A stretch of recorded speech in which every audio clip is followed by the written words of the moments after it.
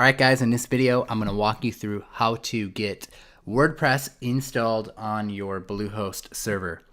Now they have a install WordPress icon on the cPanel when you log into your server at Bluehost, but I don't really like it. It's kind of buggy and I prefer to do it manually now. So I'm going to walk through that process. A couple of things that you're going to need. You're going to need a FTP software to go ahead and push files onto your server. I use FileZilla. So in FileZilla, you'll go ahead and type in the information that was sent to you in Bluehost. You should get an email and it'll tell you your FTP host, your FTP username, your FTP password, and then the port, which you can usually leave blank, but usually it's port 21. So you'll want to go ahead and enter that information in here and then click Quick Connect, and that will get you inside of your server. The other thing you're going to want is you're going to want like an empty notepad document handy so that you can write down server details or database details. And then you're going to want to go to Google and search for WordPress download. And then it's usually this like first result here. Go ahead and click download, whichever the most recent version is. So you can see it's downloading right here. And what we're going to do is we're going to start by going into our FileZilla. All right, so we're in right now. We're going to go to public HTML. All right, now my site already has WordPress installed on it, which is why you see all of these files. But let's pretend that it didn't.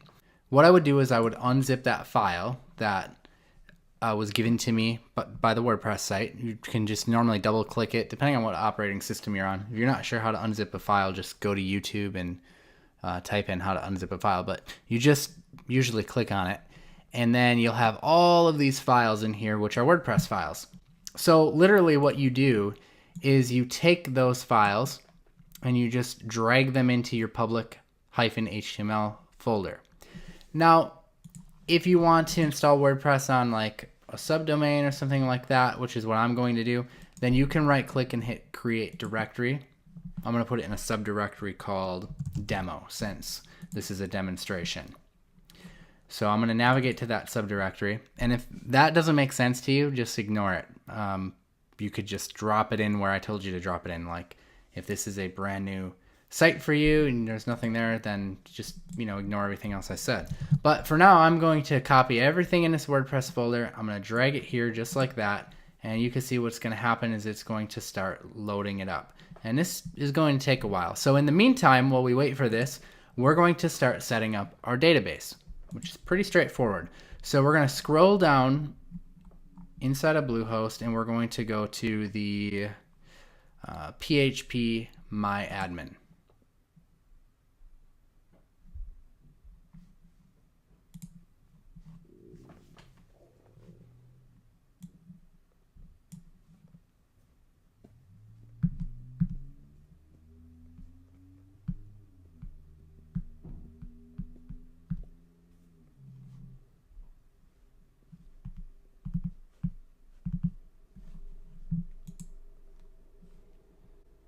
And we're going to navigate to this MySQL databases.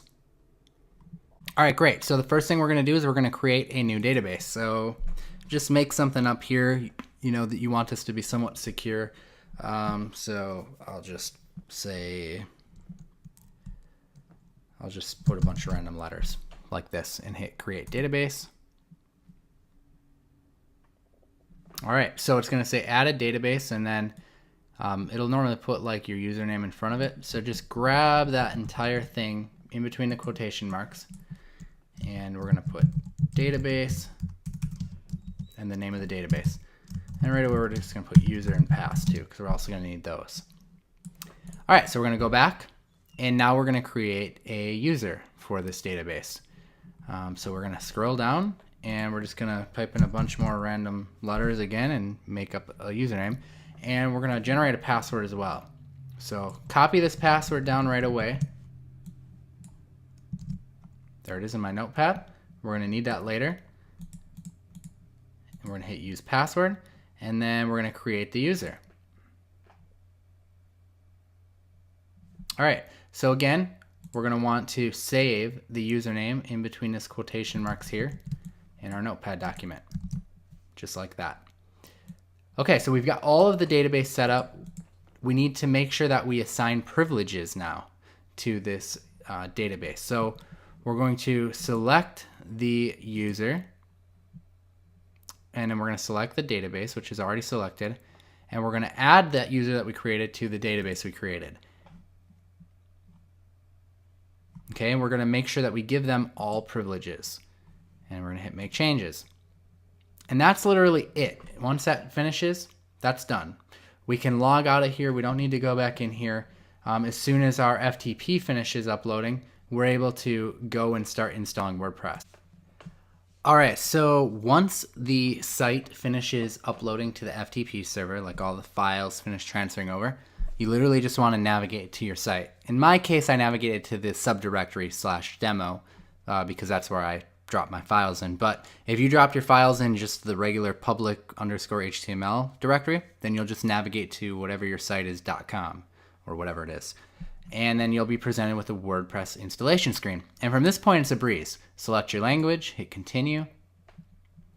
We're going to hit let's go. And this is where all that information comes in handy. So pop in the database,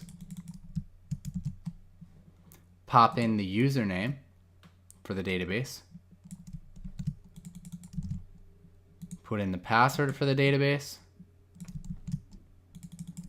and then these other two options, localhost and table prefix, you could just leave that whatever it is. Localhost and WP_, that's fine. Hit submit. And it's going to check, and if everything went well and you did everything right with the database side of things, which you should have if you did it the way I taught you, you're good to go. You can run the install.